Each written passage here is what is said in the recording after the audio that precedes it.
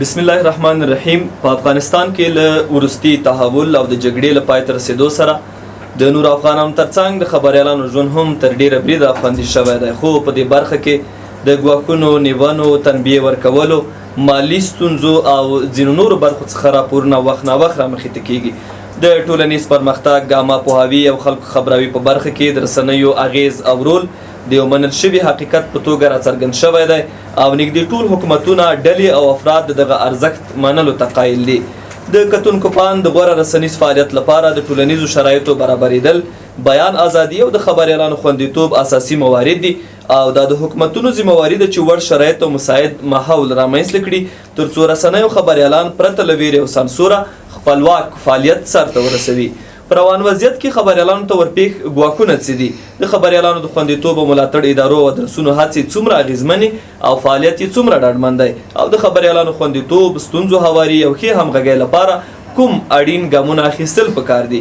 د نن ورځې په ځانګړې بحث او مناظره کې په افغانستان کې د خبریالانو په خوندیتوب باندې خبرې اترې لرو. باید یاد کړو چې دغه مناظره د ژمن راډیو تلویزیون له لارې د خبریالانو خوندیتوب کمیټې په همکارۍ وړاندې کیږي او دا یوه ځانګړې لړۍ ده چې د رسنیو اړوند په ځینو نورو موضوعاتو باندې به هم په راتلونکو لړیو کې بحث او خبرې اترې ولرو. د نن ورځې په مناظره او آزاد بحث کې راسره ګډونوال دي د سولې پیغام راډیو مشر او همدارنګه د ژورنالیستانو ملي اتحادیې ولایتي استازی ښاغلی زاهد شاه انګار، د خوست اطلاعاتو فرهنګ محترم رئیس ښاغلی شبیر احمد عثماني او همدارنګه په جنوب ختیځ زون کې د مشال راډیو خبریال ښاغلی نجیب الله الوخیل چې په پیل کې تاسو ورته ښه راغلاست وي. په خیر راشئ.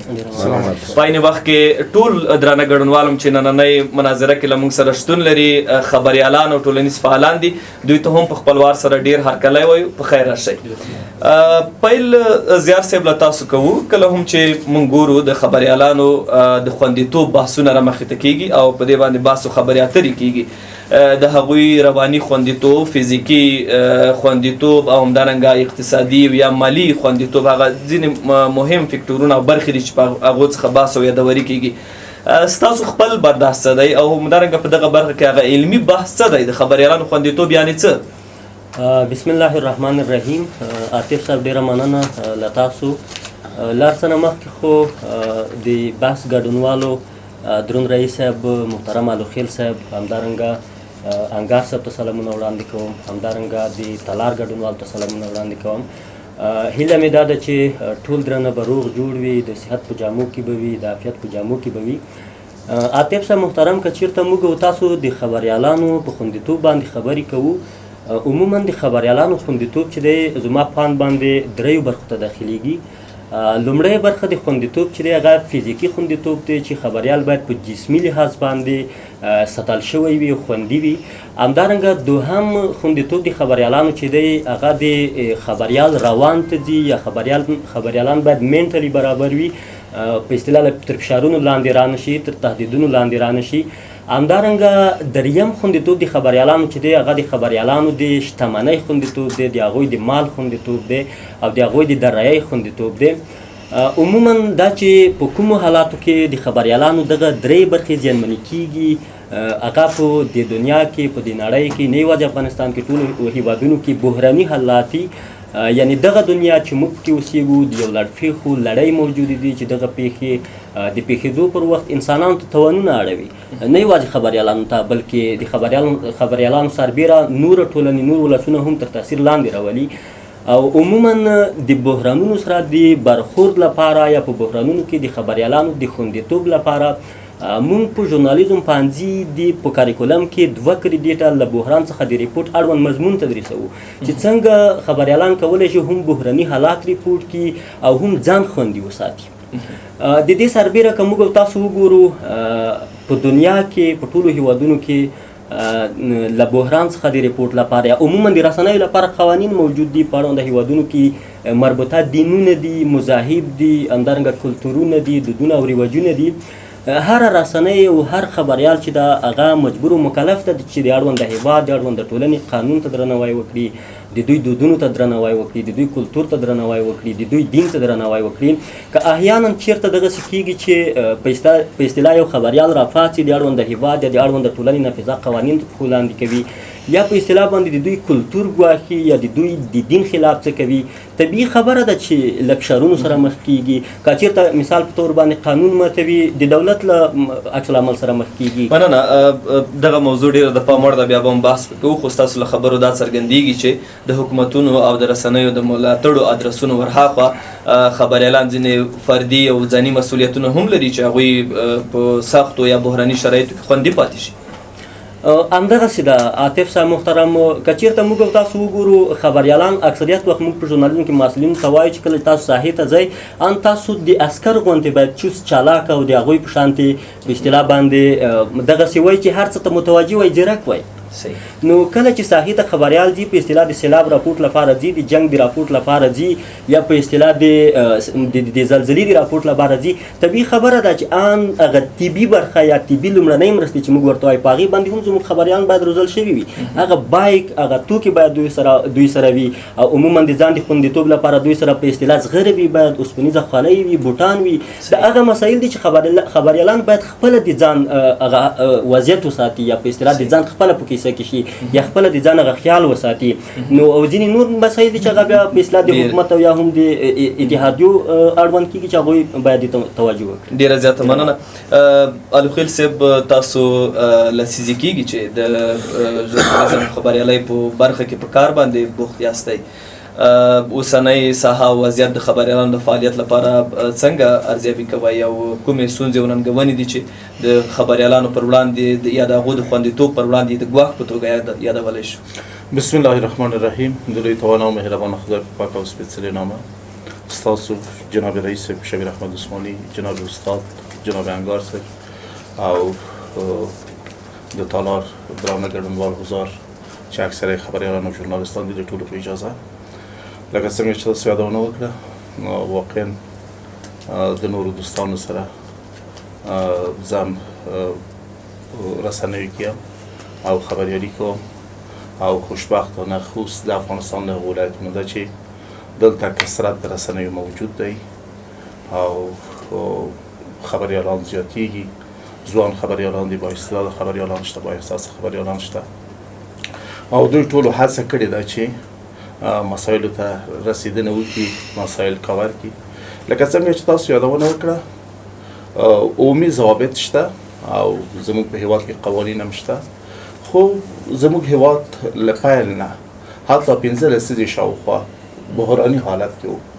نو د په عموم کې ژورنالیستانو په هغه شکل باندې هغوی لپاره په اصطلاح رواني و فیزیکي و هغه اقتصادي مسئولیت موجود نه و چې یادونه یې کېږي، یا زموږ دوستان خصوصا پوهنتون کې چپتر نه وایي.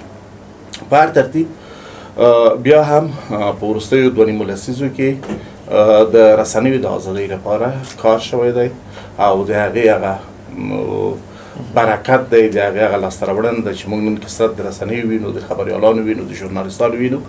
موږ توانېدلي یو چې مسایل کور کړو، ولې لکه څرنګه چې اړتیا ده، لکه څرنګه چې ضرورت ده، لکه څرنګه چې په ټولنه کې څه پیښیږي او خلک څه غواړي.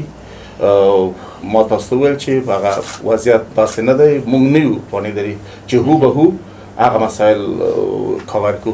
حتی داسې هم شوي دي چې بعضې مسایل عام دي، په اجتماعي میډیا کې شته، خلکو اورېدلي دي، په سترګو یې لیدلي دي، خو بیا هم مشکل دا وي یعنې ګڼئ چې په ټوله کې هغه شته ګواښونه باعث شوي دي چې دغه فعالیت ټکنی شي، یا دا چې هغه ظرفیت په هغه کچه نه دی چې دغه مسایل او پیښې په سمه توګه کوي؟ ظرفیت موجود دی، لږ تر لږه کله چې ژورنالیست یو ساحې ته ځي، هغه کوم عیني شیان چې ویني، راپورټ چې ورکوي، دا ظرفیت دی.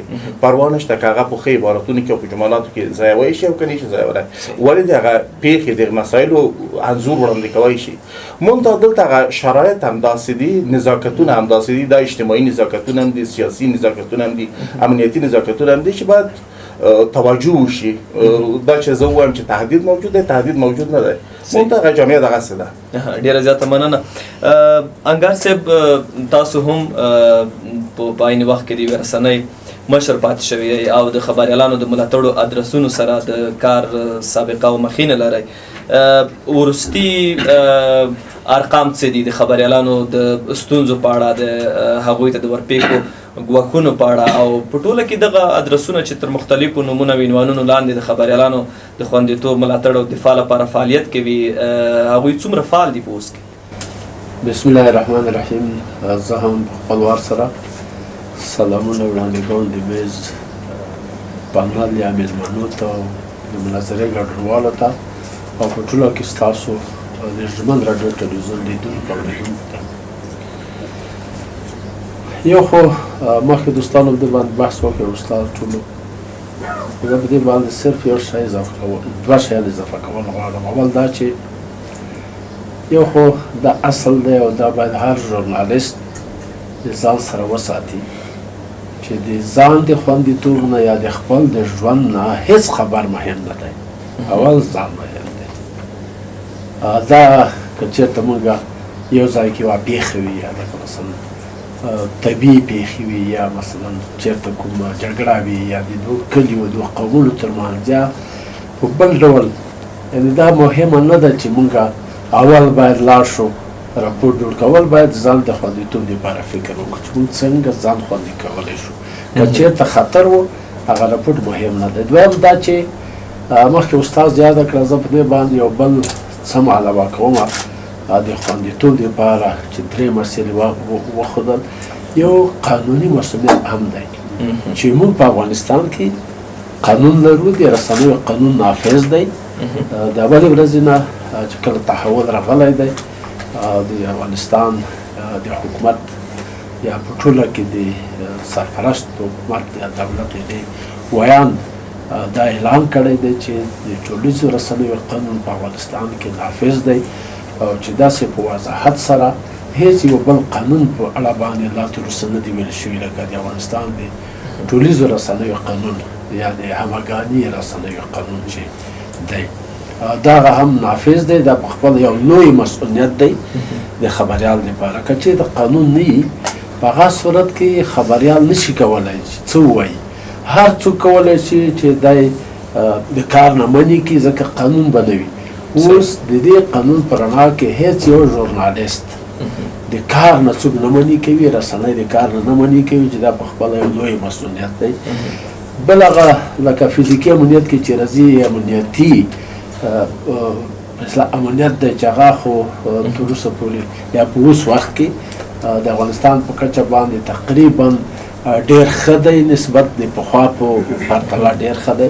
هر څوک کولی شي هر ځای ته رسیدګي وکړي، د ماښام لاړ شي، د ورځې لاړ شي، د شپې لاړ شي. موږ تاسو ولیدل ځاځي میدان کې ځینې پېښې وشوې چې د مریضۍ د سري مریضیو پېښې شپه باندې ژورنالستان په نورمال ډول لاړل، څوک په عادي موټر کې، حتی څوک په وړو موټرو کې لاړل، همغه پېښې ځای ته ځان ورسول. معنا دا چې د امنیت هم کومه داسې خاصه ستونزه نشته. راځم د اصلي تاسو پوښتنې ته چې په افغانستان کې د ملاتړ ادارې دي د رسنیو یا د ژورنالستانو اتحادیې دي یا د رسنیو اتحادیې دي. اول دا خو چې لکه د نن ورځ چې تاسو ګورئ خپله د مناظره چې چا جوړه کړې دا هم یوه کمیټه ده، همدا ډول د دې نه دا معلومیږي چې لکه د افغانستان د ژورنالستانو د خوندیتوب کمیټه چې د نن دا مناظره جوړه کړې دا په خپله هم د ژورنالستانو او د رسنیو نه د ملاتړ معنا لري. ځکه دلته لیکلي هم دي چې حمایت رسنیهای آزاد افغانستان. نو دا په خپله د دې یو فعالیت دی. هر یو تاسو به لیدلي وي په خوست کې هغه چې زه د ژورنالستانو ملي اتحادیې مسؤل یم، تقریبا 3-4 داسې برنامې د مطبوعاتو نړیوال ورځ موږ اطلاعات و فرهنګ ریاست د غونډو په تالار کې ولمانځله. هغه خبریالان مو د خپله وسه پورې څومره امکان و هغه مو تشویق کړل د کار دپاره. همداسې کومه ځینې وړې ستونزې چې دلته او یا د افغانستان په کچه واقع شوي دي هغې سره د اړوند ارګان سره د اطلاعات و فرهنګ وزارت سره دوی همیشه په تماس کې شوي دي که کوم سوء تفاهمات رامنځته شوي هغه سوء تفاهماتو د حل لپاره د هغې د لرې کولو لپاره ډیره مننه. بیا هم ستاسو خواته راګرځو. عثماني صاحب، د افغانستان اسلامي امارت د رسنیو د ستونزو د هواري لپاره د هغوی دریځ او ژمنتیا په کومه کچه ده او په دغه برخه کې هغه لاسته راوړنې چې په تېرو دوه نیمو کلونو کې ترلاسه شوي که هغو څخه داسې په مشخصه توګه یادونه وشي؟ بسم الله الرحمن الرحیم. اول خو د میز ګډونوالو او د مناظرې ټولو برخوالو ته ښه راغلاست وایم او مینه او خلوص وړاندې کوم. مخکې ملګرو چې کومې خبرې وکړې په خپل ذات کې دا د ما دپاره ډېره د خوشحالۍ خبره وه. زه د افغانستان اسلامي امارت د خوست په ولایت کې د رسنیو یا استازی یا حمایه کوونکی یا مسؤول د دې بخش دلته کار کوم. دا چې دلته خبریالانو ته ازادي ده، دلته فزیکي خوندیتوب ده، دلته د دوی رواني خوندیتوب ده، فکري خوندیتوب ده. دا په خپل ذات کې د ما دپاره ډېره د خوشحالۍ خبره ده او همدغه قسم د نظام دپاره د کامیابۍ خبره ده. د افغانستان اسلامي امارت د آزادو رسنیو د حقوقو ساتندوی او د دوی ملاتړ کوونکی دی او د نافذه قوانینو لاندې د دوی ټول حقوقو ته ژمن دی او همدغه قسم د آزادو رسنیو په حمایت کې ان شاء الله تعالی مختلف قسمه برنامې تیارې شوي دي او یو شمېرې پلي شوي هم دي په ولایاتو کې او نورې به هم پلي کېږي. خو په راتلونکي کې زه د افغانستان اسلامي امارت هغه اقدامات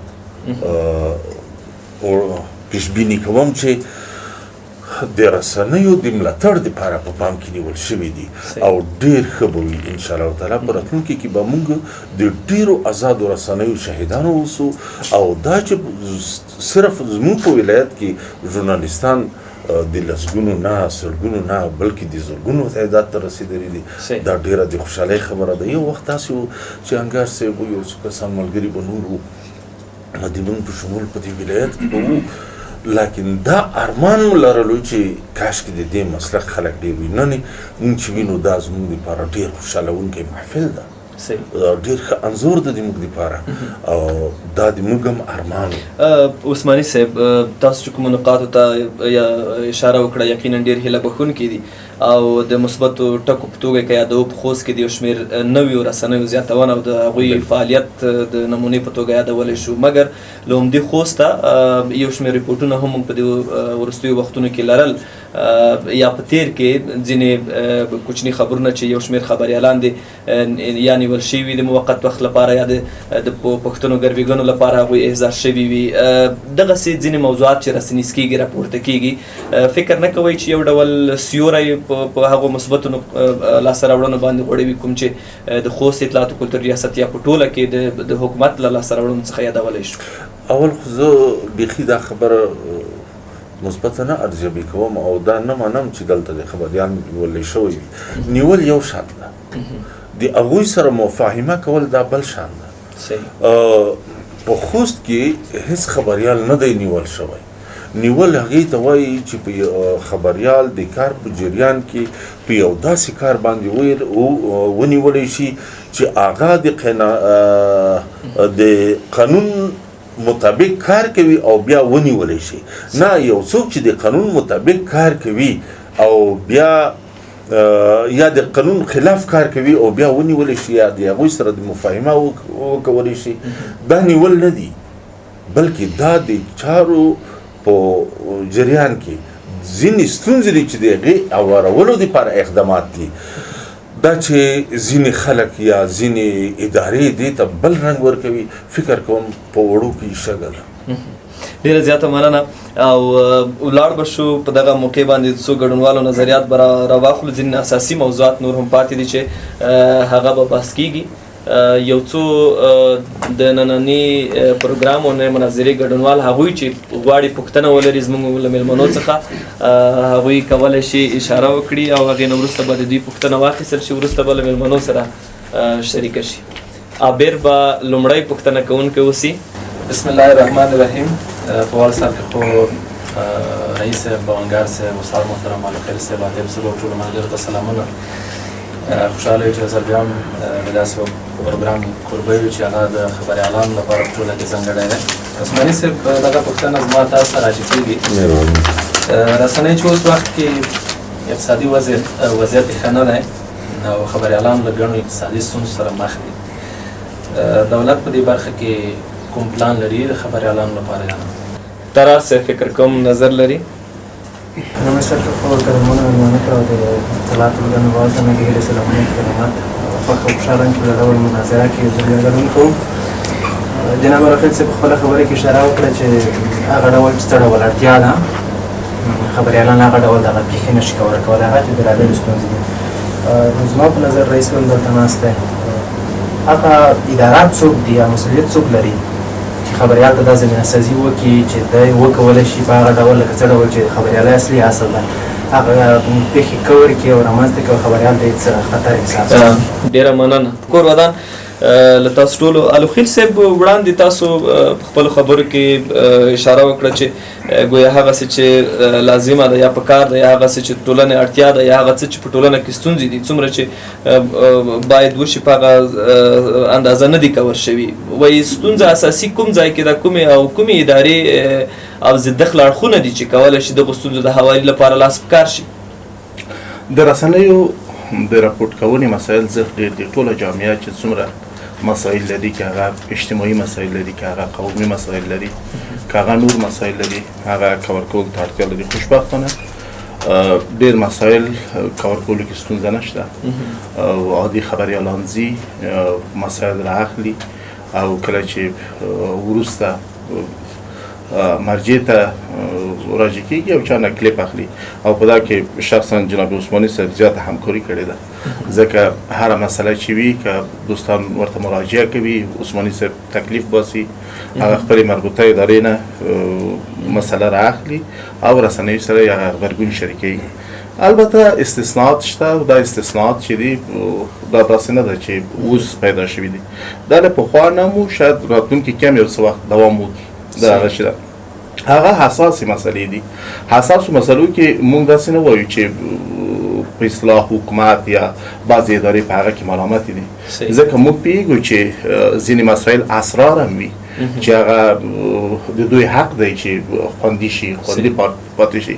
ولې بعضې مسایل داسې مسایل دي چې خپله د مسؤلین چارواکي دا درک کوي چې دا مسله چې دا درسې نږدې شوې ده فقط زموږ د خولې نه نه ده وتلې یوازې رسنۍ خبریال باندې یو بندیز ده. نور که په ځاځي میدان کې مسله ده ټول خلک یې ګوري دا کوم هغه نه ده خلک یې ګوري حساب کتاب کوي که غر خویږي هغلته خلک چې کیم ته وځي خلک یې ګوري.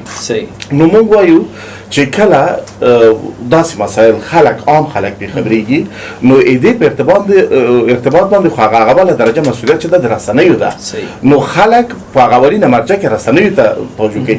دې په خاطر چې د رسنیو باور وساتل شي د رسنیو اعتبار وساتل شي د خبریال او ژورنالیست اعتبار وساتل شي په کار دا شته چې د نورو عوامو خلکو په نسبت باندې په هغه ښه شکل باندې چې په کوم رقم کېږي په هغه شکل باندې معلومات ورکړل شي. فکر کوم د دې مسلې یوه فایده به دا هم وي چې هغه حقیقي انځور د پیښې او مسلې به تر خلکو ورسیږي او په خپله که چیرې د دولت او د مسؤل افرادو ویاندویانو نظر ووسي هغه ډېرې غلط فهمۍ هم په عین وخت کې له منځه تللی شي. د آزادو رسنیو اصلي هدف هم دا دی چې خلکو ته حقایق ورسیږي. کله چې حقایق نه ویل کېږي ځینې مسلې پیدا کېږي په هغې باندې متاسفانه زموږ په افغانستان کې افغانستان پرمختګونه هم لري ځینې مشکل هم لري. اوس که موږ یو ځای کې شنونکي راولو په اقتصادي مسایلو باندې شننه کوي یا په اجتماعي مسایلو باندې یا په کلتوري مسایلو باندې یا په امنیتي مسایلو باندې یا په سیاسي مسایلو باندې هغوی په هغې ارتباط باندې تحقیق کوي ریسرچ کوي. موږ په جامعه کې داسې هغه ده چې یو څوک فقط خبرې چې زده وي هغه مسایلو ته توجه نه کوي او راخلي او هغه باندې بحث کوي مسایل خبرې پرې کوي. نو هغه ده که موږ واقعي مسایل وړاندې کړی شو معلومه خبره ده چې د سوء تفاهم او خلکو بحثونو چې عموما بې مسؤلیته بحثونه کېږي د هغې مخه نیول کېږي. ډیره زیاته مننه. یوه بله مسله وروسته د نورو میلمنو اړخ ته ځو. وظیفي خوندیتوب هغه یو مسله چې تر ډیره بریده مسؤلیت د رسنیو مشرانو ته راجع کېږي. ویل کېږي چې خبریالان وظیفوي مسؤلیت او خوندیتوب نه لري. هر وخت چې د رسنۍ مشر وغواړي خبریال له دندې برطرف کولی پر ځای بل څوک راوستلی شي. دا څومره یوه جدي ستونزه او ننګونه ده او فکر کوئ د دې لپاره یو ځانګړې طرحه یا پخپله د دولت د اطلاعات و فرهنګ ریاستونو او ادارو یو ډول مداخله په دغه حصه کې اړینه ده که څنګه؟ دقیقا زه متاسفه یم چې وروستیو دوه نیمو لسیزو کې کم زیات چې زه یم همداسې برخورد شوی دی. دا ډېر سطحي برخورد دی، دا غیر قانوني برخورد دی. دې لپاره د کار او ټولنیزو چارو وزارت شته. هر اداره رسنیزه اداره چې ده کله چې خبریال سره قرارداد کوي، مسله قرارداد کوي، هغه که داوطلب شکل باندې کار کوي، بی فیسه کار کوي او که معاش لري، هغه ټول جزئیات باید ولیکل شي او څومره وخت چې کار کوي، که 6 میاشتې کار کوي، که 9 میاشتې کار کوي، که 12 میاشتې کار کوي. بیا هغې سره باید عقده ونه پالل شي چې ته ولې د 6 میاشتې، 8 میاشتې، 9 میاشتې چې تا کار زده کړه زه پرېښودم. نه، د دې په خاطر باندې کوي چې تجارب پیدا کړي، بل ځای کې کار پیدا کړي. دا هغه د خبریال هم قانونی خبره ده چې هلته د کار قانون موجود دی او هم اخلاقی حق ده چې څومره کاری ورسره کړی وي شریفانه شکل باندې، هم په افغاني لحاظ باندې، هم په اسلامي لحاظ باندې، هم په بشري لحاظ باندې هغې نه مننه وکړي، قدرداني وکړي، سره عمل کړي. ډېره زیاته مننه تاسو نه. عثماني صاحب د الوخیل صاحب په خبرو باندې هم ستاسو لنډه تبصره اورو او په عین وخت کې محترم عابر د اقتصادي ستونزو یادونه وکړه چې لکه مالی خوندیتوب په هغه کچه نشته. آیا دې برخې ته وړاندې تاسو وایي چې اسلامي امارت په راتلونکي کې ځینې وسیع برنامې تر پلان او لاس لاندې لري؟ آیا دغه مسله هم یوه د دوی لپاره د پام وړ ټکی او موضوع ده چې په دغه برخه کې کار او هلې ځلې وشي؟ اول خو د الوخیل صاحب خبرو باندې ډېره تبصره کول نه غواړم. د هغه خبرې په خپله دومره صریحه وي چې په هره برخه کې هغه صراحت نارې وایي. ښه خبره دا ده چې د خبریال هم خپل مسؤلیتونه او مکلفیتونه وپېژني او همدغه قسم هغه ادارې چې خبریال په هغې کې کار کوي هغه ادارې هم خپل مسؤلیت او مکلفیت لري. خو تر څو هغه څه د خبریال په مقابل کې ونه کړي چې هغې سره د خبریال حیثیت ته ضربه رسېږي، د هغې اقتصاد ته ضربه رسېږي یا نور مشکلات ورته جوړېږي. بله دا چې عابد صاحب د خبریالانو د اقتصادي ستونزو په مورد خبره وکړه. اقتصادي ستونزه په دې ملت کې د هر قشر و هر طبقې ستونزه ده. دلته چې 4.5 لسیزې یا 15 لسیزې حالات اضطراري وو، دلته چې د اور او وینو پړاوونه طی کېدل، دلته چې د انسانانو ککرۍ راپرېدلې، دلته چې زموږ اقتصادي او ملي بنسټونه نړېدل، نو دا حتمي ده چې دا ستونزې به وي او تر ډېره وخته پورې به دا اثرات په بېلو بېلو ادارو، طبقو او په قشرونو باندې پرته وي. خبریال هم د دې ملت د هغو طبقو څخه دی چې ډېر متضرر شوی دی او ډېر ستونزې لري.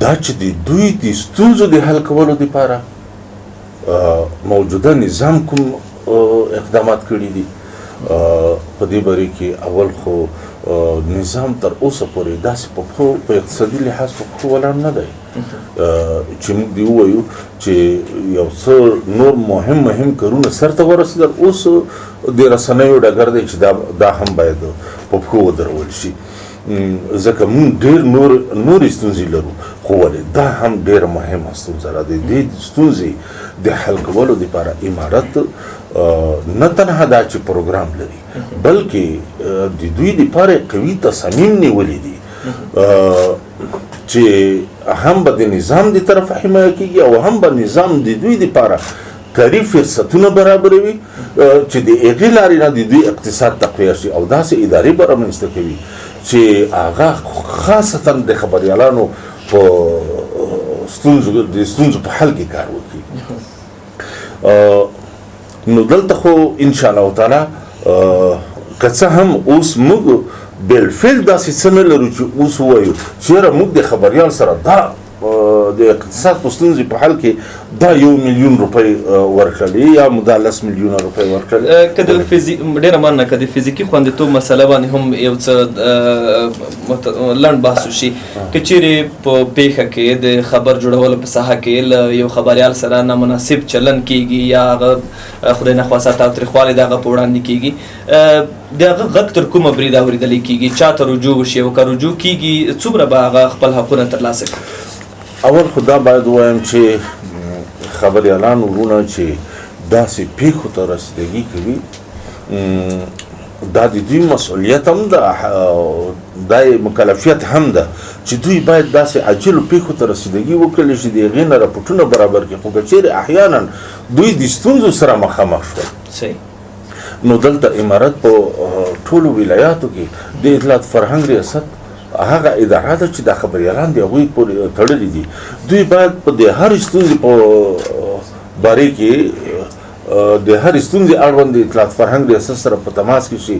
اطلاعات فرهنګ ریاست ژمن دی چې هغه به د خبریالانو د حقوقو نه دفاع کوي، د خبریالانو د ستونزو په اواري کې به کوشش کوي، د خبریالانو په فزیکي خوندیتوب کې به اړوندو ادارو ته په بار بار مراجعه کوي تر څو چې د خبریالانو فزیکي خوندیتوب دا چا په اصطلاح چې برملا شي څرګند شي چې دا د ولیدلی شي او د لمر نه روښانه شي چې دا د بالکل دلته د خبریالانو خوندیتوب شته.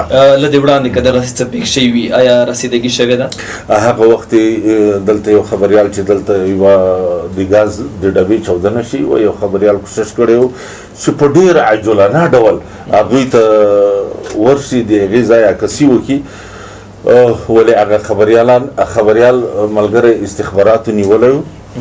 په هغه وخت کې موږ استخباراتو سره په دې کې په تماس کې شولو.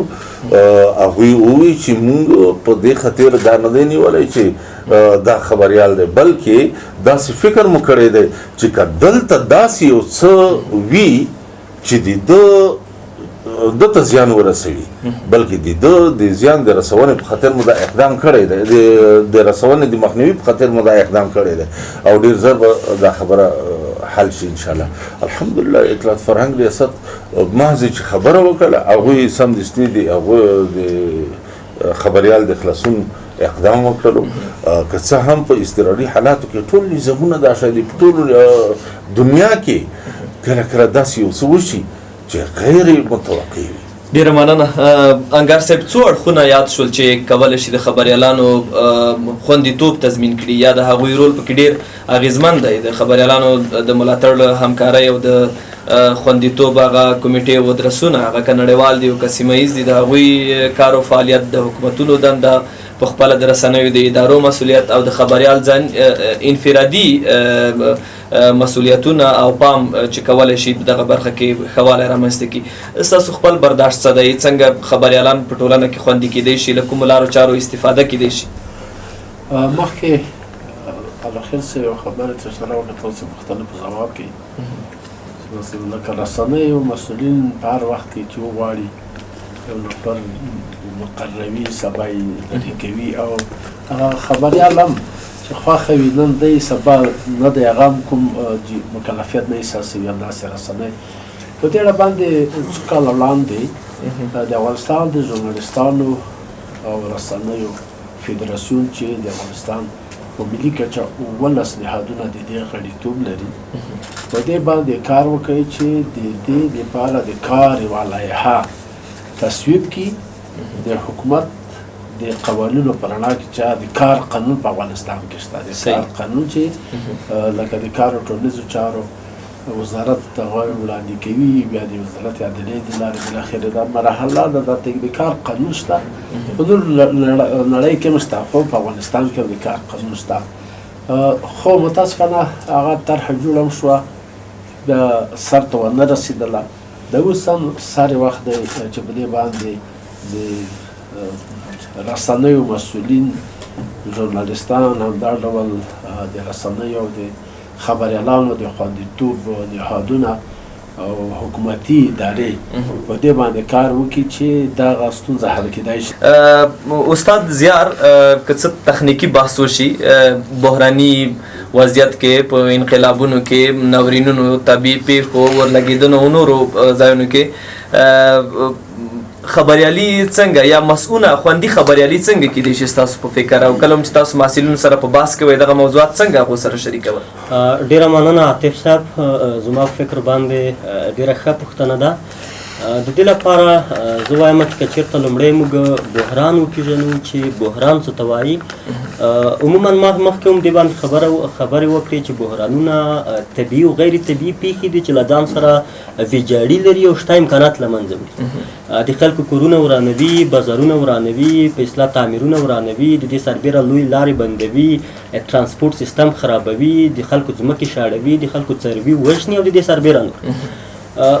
همدغه هر بحران که هغه طبیعي بحران ده چې په طبیعي ډول باندې رامنځته کیږي یا هر هغه بحران چې د انسان په لاس باندې رامنځته کیږي، د مثال په طور باندې جنګونه دي، اړې دوړې دي، کیمیاوي وسلو استعمال دی، چاودنې دي یا د دې سربیره نور، د هر بحران لپاره خبریال اړ دی چې له راډیو څخه، له ټلویزیون څخه، له ورځپاڼې یا له مجلې څخه لاړ شي ساحې ته او دغه بحران ریپورټ کړي. نو دا چې اوس هلته بحران ده، هلته حالت اضطراري ده، خطر ده او خبریال ځي له هغې ځای څخه ریپورټ ورکوي، طبیعي خبره ده چې خبریال ته هم خطرونه متوجه دي. د مثال په طور باندې زه به د انسانانو په لاس باندې یو جوړ بحران یا د انسانانو په لاس باندې تقریبا چې وروسته په بحران باندې اوښتلی شي له تاوتریخوالي ډک لاریونونه یاد کړم. عموما لاریونونه هم په دوه ډولونو باندې دي چې یو سوله ییز لاریونونه دي چې مشخص اهداف لري، په مشخص ډول باندې رهبري کیږي، مشخص پلان لري، او یو له تاوتریخوالي ډک لاریونونه دي چې په دغه لاریونونو کې هره شیبه د دې امکان شته چې په اړو دوړو باندې په جنګ باندې واوړي، له لاریون کوونکو سره یې تیږې وي، ډبې وي، وسلې وي، ان په هغې کې بیرغونه سوځول کیږي. نو په دغه وختونو کې خبریال هره دقیقه له خطر سره مخ کېدلی شي. طبیعي خبره ده چې خبریال د دې لپاره باید د لومړنیو طبي مرستو زده کړه ترلاسه کړې وي او عموما لاریون ته د تلو لپاره د ځانګړی لباس واغوندي تر څو د لاریون کوونکو فکر ورباندې ونه شي یا د حکومت فکر ورباندې ونه شي او دی معرفي کړي چې مقصد خبریال ده. همدارنګه کارت په غاړه باندې ولري، د خبریالۍ کارت چې خلکو ته وپېژندل شي چې والا خبریال ده، او دغه د لاریون او د حکومتي چارواکو په منځ کې لاړ نه شي. که چېرته مثال په طور باندې حکومتي چارواکي لاریون کوونکي دپه کوي یا لاریون کوونکي په حکومتي چارواکو باندې ورځي، دلته طبیعي خبره ده خبریال هم په منځ کې راځي او خطر سره مخ کېږي. همدارنګه زغره ولري، اوسپنیزه خولۍ ولري، بوټان ولري. او یو بله ښه خبره د خبریال لپاره ده چې دی عموما نن سبا خو د ډیجیټل دنیا ده، د سوشل میډیا دنیا ده. ښه خبره دا ده چې په دغسې حالاتو کې خبریال که چېرته ممکنه وي په ټولنیزو رسنیو کې انلاین واوسېږي، په فیسبوک کې انلاین واوسېږي یا په نورې دنیا کې په نورو ټولنو کې چېرته چې هر سوشل میډیا پلیټفورم ډېر پاپولر ده، ډېر مشهور ده، هغې کې انلاین واوسېږي چې په سختو حالاتو کې کولی شي په عادي ډول باندې ټول ولس خبر کړي چې هغه په کوم حالت کې ده. او یو بله مهمه مسله د هغه لپاره دا ده چې کله هم چې دی ساحې ته ځي د بحران لپاره خپل ایډیټر یا خپل مسؤل کس یا له ځانه مشر کوم کس چې ده هغه په جریان کې کړي تر څو د ستونزو پر وخت هغه ته رسیدګي وشي او په اصطلاح په ساحې کې هغه ستونزو څخه چې مخ ته هغه ورته خطر متوجه نه کړي او وساتل شي. ډېره زیاته مننه. یو ځل بیا غواړو د ګډونوالو اړخ ته ولاړ شو، یو څو مشخصې پوښتنې به ولرو، هغې نه وروسته به روان بحث او مناظره هم جمعبندي کړو. یوسف منګل صاحب فکر کوم پوښتنه لري، د هغه پوښتنه به اول واخلو، وروسته بیا که نورو ګډونوالو هم مشخصې پوښتنې لرلې د هغو نظریات هم راخلو له مېلمنو سره یې شریکوو.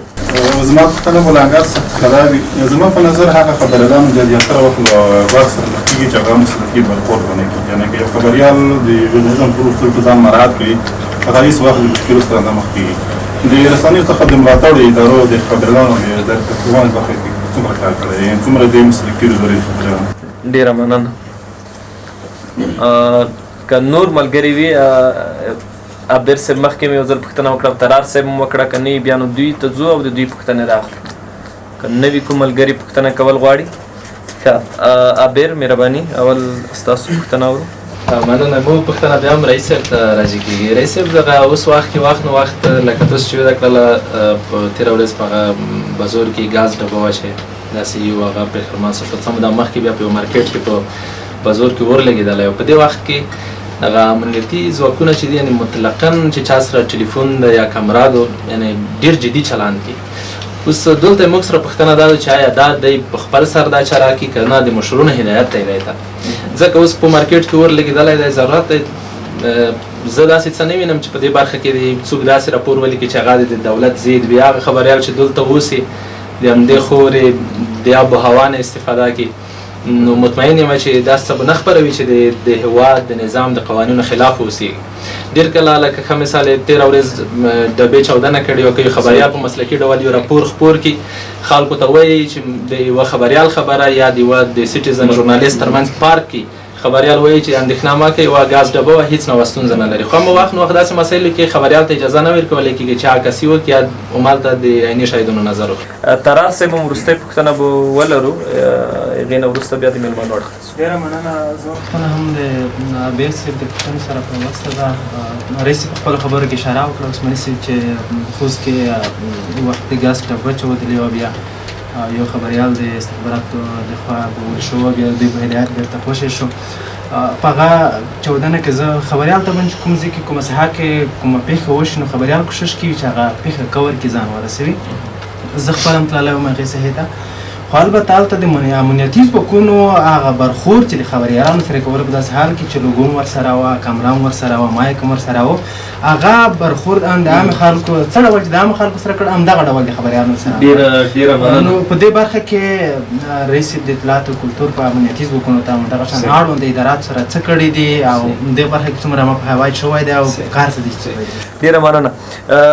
رئیس صاحب عثماني، که چیرې پېښې په وخت سره د خبریالانو لوري انعکاس نشي، سټیزن خبریالان بالاخره موضوعات په یو اړخیزه توګه انعکاس کوي چې ډېر وخت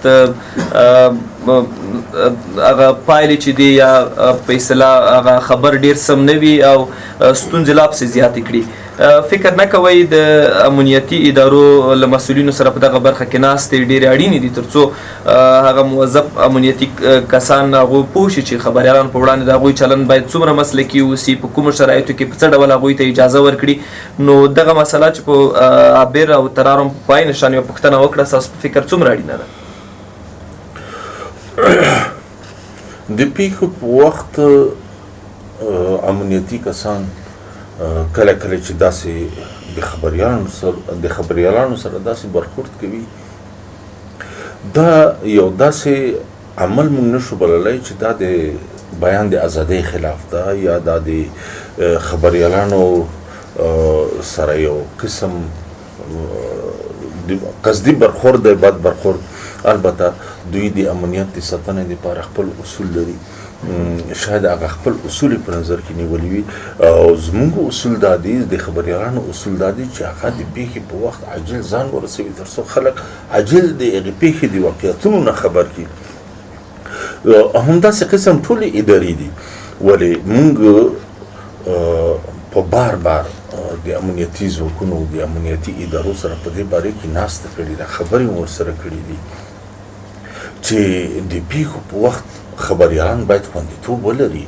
هغوی باید هغه ځای ته لاړ شي تر څو د هغه ځای عکاسي وکړي، ویډیو وکړي، معلومات یې خپاره کړي په سوشل میډیا کې، په انلاین بڼه او په همدغه قسم لایف بڼه د خپلو رسنیو نه خلکو ته نشرات وکړي.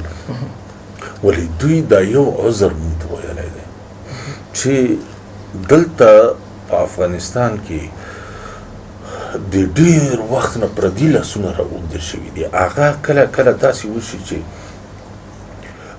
قصدن یو داسې څه کوي تر څو چې هغه په رسنیو کې نشر شي او یو بد انځور د سیمې او د یو منطقې د ادارې نه یو بد انځور جهان ته پیش کړلی شي.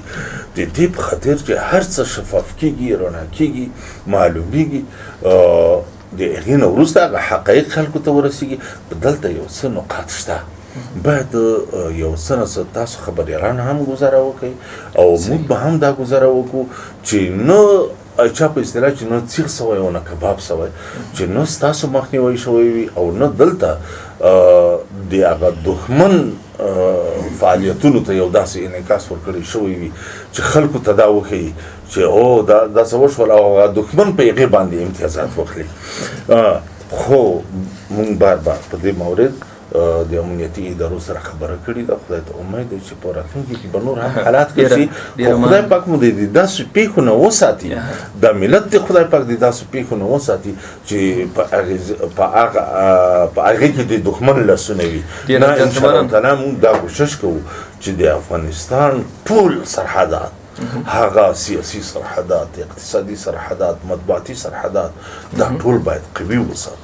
ډېره زیاته مننه. انګار صاحب، خبریال یوسف منګل خبره وکړه چې ډېرې ستونزې د خبریالانو لپاره د هغوی د غیر مسلکي چلن له پیښو او خبري موضوعاتو سره چې په اساس دوی متاثره کیږي، او په دغه برخه کې د رسنیو ملاتړو ادارو مسؤلیت او رسالت دی چې هغوی د ظرفیت لوړونې پروګرامونه او برنامې په لاره واچوي.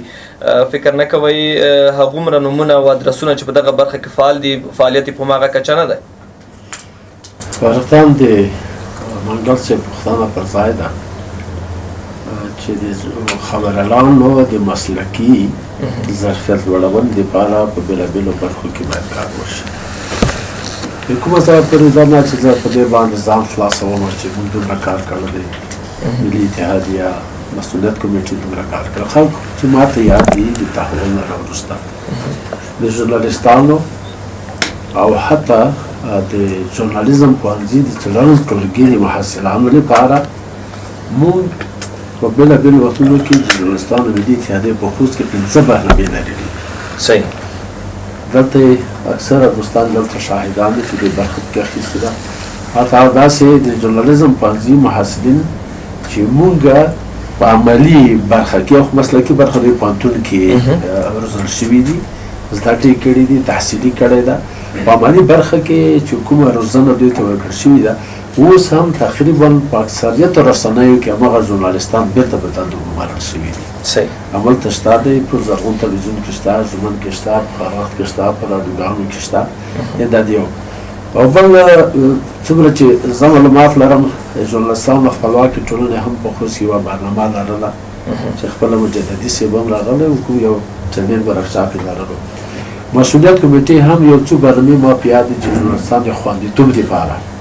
خو د دې ټولو سره سره زه بیا هم دا خبره کوم چې په خوست کې کله نه کله چې ځینې ستونزې رامنځته کېږي، یو علت یې لکه منګل صاحب چې زه تاییدوم چې غیر مسلکي چلند هم دی. زموږ ځکه زه د خوست په یوه سیمه رسنۍ کې یم او ټول حالت راته معلوم دی. موږ هغه ته هم ژورنالیست وایو چې یوازې په ژوندۍ خپرونه کې کېناستی شي، الو السلام علیکم، څه خبرې دي، څه نه دي، څه غواړي، څه نه غواړي. یو ژورنالیست هغه څوک د حد اقل ژورنالیست تعریف دا دی چې باید خبر ولیکلی شي، ګزارش جوړ کړی شي، مرکه وکړی شي چا سره، لکه ګردای میز یا کار شوی دی په دغه برخه کې د ظرفیت لوړونې. طبعا موږ به د مثبتو تغییراتو شاهدان ومو. باید زه نه یوازې هغه نهادونه بلکې لکه مخکې دا په وار عثماني صاحب هم دا خبره کړې ده چې دوی هم حکومت هم څه پلانونه پروګرامونه شته د دې لپاره چې ژورنالستان په عملي ډګر کې هم وروزي. نو زما غوښتنه به هم دا وي دا د دې مناظرې له کومې پوښتنې چې وشوې د ظرفیت په اړه په نورو برخو کې زه به د دې یو لنډ ګزارش خپل اتحادیې ته ورکړم، ځکه زه هغې دپاره مسؤلیت لرم چې دا ستونزې لري ژورنالستان په دا برخو کې کار ته ضرورت دی. نو زه خو ګزارش ورکوم. ډېره زیاته مننه. الف خیل صاحب ته به وروسته راشو، هغه به د فرصتونو او د دغو ستونزو د هواري لپاره د خبرې اورو. خو استاد تاسو هم کله چې هلته په مسلکي توګه دغه برخه کې تدریس کوئ او تخنیکي موضوعاتو باندې آګاه یاستئ، دغه کله چې چاپېریال ته نظر کوئ او د رسنیو او د خبریالانو کار ساحه ګورئ، رښتیا هم په ځینو برخو کې هغه غیر مسلکي چلند دی باعث شوی دی چې خبریالان په ستونزو کې ولویږي؟ عاطف صاحب ډېره مننه، خوشحاله اوسئ. ما عموما غوښتل چې دغه مسله د بحث په لومړیو کې د باندې زه بحث وکړم تر څو په دې مسلې باندې موږ او خبریالان ملګري وپوهېږي. خو هغه وخت فکر کوم د زیاتو خبرو لپاره وخت نه و. ما په لومړیو کې یادونه وکړه چې عموما په ټولو هیوادونو کې د رسنیو لپاره قوانین شته او د قوانینو سربیره هره ټولنه ځان ته کلتور لري، دود لري، ځان ته دین لري، ځان ته ژبه، اخلاق او آداب لري. او د هرې ټولنې خبریال اړ دی چې د اړونده ټولنې قانون، آداب او اخلاق او د دې سربیره هر هغه څه چې د دوی د ارزښتونو اړوند دي هغې ته احترام وکړي. کله چې ژورنالیستان دغه مواردو ته چې ما یادونه وکړه احترام وکړي، هیڅ کله یې نه ولس په وړاندې راجګېږي، هیڅ کله یې نه حکومت په وړاندې راجګېږي، او هیڅ کله یې مثال په طور باندې نه نور خلک، یوازې یوه کټګوري خلک یې په وړاندې راجګېږي، هغوی چې د حق خلاف خلک دي، هغوی چې د جرم مقصد ملاتړي خلک دي، هغوی چې مافیا ده، هغوی چې په اصطلاح په بېلابېلو نومونو باندې فعالیت کوي، ګټې پالي، قشاقبران دي، نور خلک وي، یوازې دغه خلک یې په خلاف باندې راجګېږي. بغیر له دې نه کله چې موږ قانون تطبیق کوو، کله چې موږ اړوند دین ته احترام لرو، دودونه، کلتورونه په نظر کې نیسو، هیڅ کله زموږ په وړاندې څوک نه راپورته کېږي. او بیا که زموږ په وړاندې باندې څوک راپورته کېږي، زموږ مسؤلیت له حکومت سره ده، زموږ لپاره قانون موجود ده، زموږ حق حکومت غواړي، او موږ سره ولس درېږي.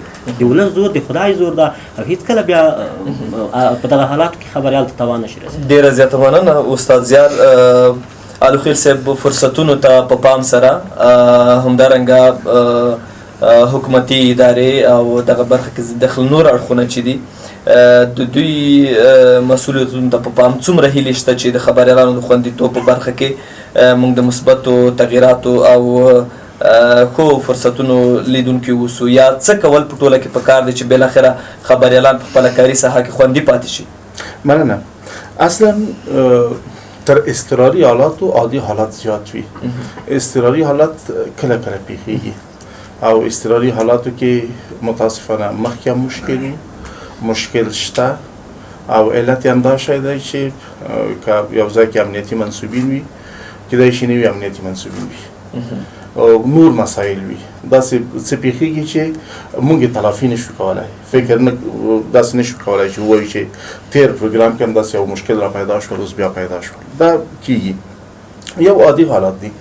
او د خبریال لپاره د ګیلې ځای هم همدغه وي، د مایوسۍ ځای هم همدغه وي، او وظیفه یې هم وي چې باید ورشي، که مایوسي وي که هر څه وي، هغه عادي حالات دي. عادي حالات یوه اجتماعي، یوه ملي برنامه ده. صحیح. هغه اجتماعي و ملي برنامه کې امنیتي کس یا دولتي کس یا موظف کس هغه هم سطحي برخورد کوي، هغه هم سطحي برخورد کوي. فکر نه کوي چې دا خبریال لکه زه چې دلته د غونډې سمبالښت باندې لګیا یم، دې ته هم د ادارې دغسې وظیفه ورسپارلې ده، په دغه غونډه کې همداسې کار لري لکه زه یې کار لرم. دا هغه مسله ده چې نور بعضې خبرې شته. اوس د روژه کې بعضې پروګرامونه وو، ډېر ښه پروګرامونه وو، مسؤلینو هم خپله هڅه کړې وه، بنسټونو او اشخاصو هم خپله هڅه کړې وه چې غریبانو سره په روژه کې کومک وشي، روژه ماتې ورته برابر شي، بل شی ورته برابر شي. ته پوهېږي چې 100,000 نفرو ته ډوډۍ برابرېده، حساب کتاب ورته برابرېده، خبریال دغسې وږی پاتې کېده. نو روژه وه، اخو خبریال پروا نشته، امتیاز دی ونه لري، لږ تر لږه یعنې ټولنیزه بېتفاوتي هم د خبریالانو په وړاندې شتون لري. همدغه رقم خبره ده. دا مایوسي ده چې تر ناوخته پرې پاتې هم شي، سبا ته ټوله شپه ورځ په دغه رپورټ باندې کار کوي، بل څه کوي، او هغه ځای کې ارزښت هم په دې شکل باندې دې په خاطر باندې مسؤلین او شخصا زه د اطلاعات کلتور محترم رئیس صاحب څخه ما غوښتنه دا شی ده چې یادونه ورته کوئ، لکه بله ورځ وړمه ورځ کله کله حتی څو وارې داسې یو مسله راغله چې خبریالان راځي، یو اداره ده په کافي اندازه باندې ترانسپورتیشن نه ورته برابروي. سره دی چې موږ تاسو پیږو چې پروژه کې خو پروژه خو اقتصادي مسله ده، یو چا هغه قرارداد یې اخیستی چې یو څه ګټه لري، حساب کتاب لري، په دا کې دا مسئلې هم شته چې هغې خپله د پروګرام د افتتاح او د پرانیستي پروګرام یې سرته ورسوي، د اختتام پروګرام یې سرته ورسوي، ژورنالیست ته زمینه مساعده کړي، نور کوم قومي مخور چې هلته ځي هغې ته زمینه مساعده کړي. متاسفانه په دا کې هم کمی موجود ده. دا هغه مسئلې دي چې خبریالان او ژورنالیستان ورسره مخامخ دي. نو زما خپله شخصي غوښتنه دا د خبریالانو نومونه، ځکه زما دوستان چې دي ټول خبریالان او ژورنالیستان دي، هغوی ماته خبره کوي، یو ځل خبر سره کوو. نو دې مسایلو ته باید په دقت سره په هغه سره توجه وشي، او په دې کې هغه نیمګړتیاوې چې دي باید مکررا تکرار نشي. صحیح. ډېره مننه الخیل صاحب. رئیس صاحب وروستۍ خبرې به ستاسو اورو. ډېر مسایل بیا هم که خبره کېږي مخ هغه چا ته وړي چې د چا ډېرې هیلې وي چې هغه په خپله دولتي ادارې دي، د اطلاعاتو فرهنګ ریاست دی. وروستۍ ستاسو خبرې به څه وي د خبریالانو د خوندیتوب اړوند؟ دې حقیقت نه باید تیر نشو چې خبریالان باید په هر صورت کې هر قسم خوندیتوب ولري. دا د دې لپاره زمینه سازي د نظام او د حکومت دا یو مسؤلیت ده.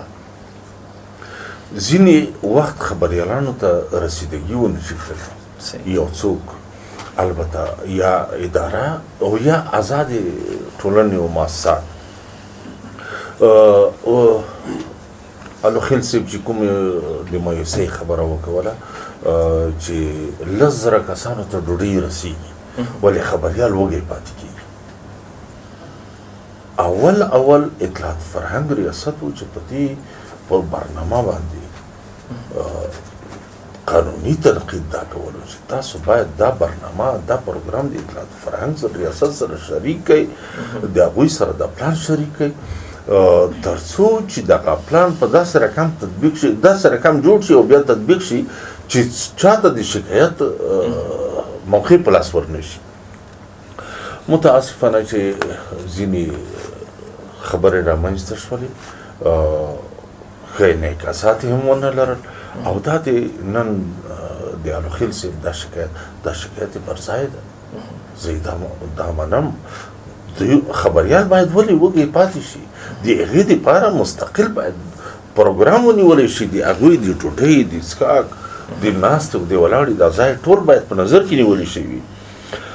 بله خبره د ترانسپورټ ده. دلته موږ په خوست کې همیشه دپاره چې کومو چا د موږ سره دا تماس نیولی دی چې موږ ته خبریالان باید راشي، نو اول موږ د دوی سره د ترانسپورټ خبره کړې ده چې د خبریالانو د وړلو او د راوړلو دا اسانتیا شته او که نه شته. ځکه ټول خبریالان دا نه موټر لري، نه موټر سایکل لري او نه دومره امکانات لري چې هغه ځای ته رسیدګي وکړلی شي، بلکې دا امکانات موږ ورته برابر کړو. او په دې برخه کې خدای ته امید دی که چېرې داسې وشي چې خبریالانو ملګرو سره په راتلونکي کې موږ ناستې ولرو او که د ما نه هېر شول د خبریالانو ملګري دې را په یاد کړي چې د دوی دپاره په اطلاعات فرهنګ ریاست کې یو مستقل موټر ولرو تر څو د هغې ځای نه دوی انتقال شي او بیا را انتقال شي او دا اسانتیا ډېره مننه رئیس صاحب. که کومه خاص په یو دوه جملو کې خپله خبره راونغاړئ چې وخت بیخي هغه نهایي او پای شي ورته مننه کوم د خبریالانو وروڼو نه. د ما خواهش دا ده چې خبریال باید د دې ټولنې دپاره د ټولو پیښېدونکو خطراتو نه جامعه خبره کړي او د ټولو ګټو نه ناخبره خلک دا خبر کې او د جمعیت د ګټې خبره راوړي، د جمعیت په اصلاح کې کار وکړي او دا که چیرې په عقیدوي بنیاد ترسره شي، په عقیدوي بنیاد دا کار ترسره شي، دا ټولنه به ډېره زر د ارتقا پوړۍ ته ورسېږي. ډېره زیاته مننه د بحث محترمو ګډونوالو، ښاغلی انګار، ښاغلی استاد وحید الله زیار او ښاغلی شبیر احمد عثماني صاحب، همدارنګه الوخیل صاحب. کور ودان چې موږ سره مو په نننۍ مناظره او آزاد بحث کې ګډون وکړ.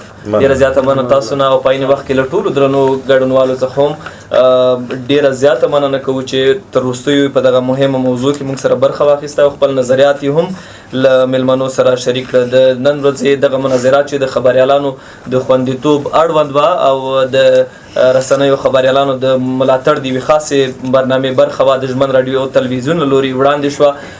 د خبریالانو د خوندیتوب کمیټې په همکارۍ باندې له تاسو څخه هم ډېر زیاته مننه چې تر وروستیو مو زموږ دغه بحث و مناظره ولیده. راتلونکو برنامو کې به راتلونکي مناظرې به بیا هم د مېلمنو او ګډونوالو په شتون ووسي او هیله ده چې تاسو دغه لړۍ تعقیب کړئ. کور ودان په لوی او بخونکي خدای مو سپارو. علامه مل ښه وخت.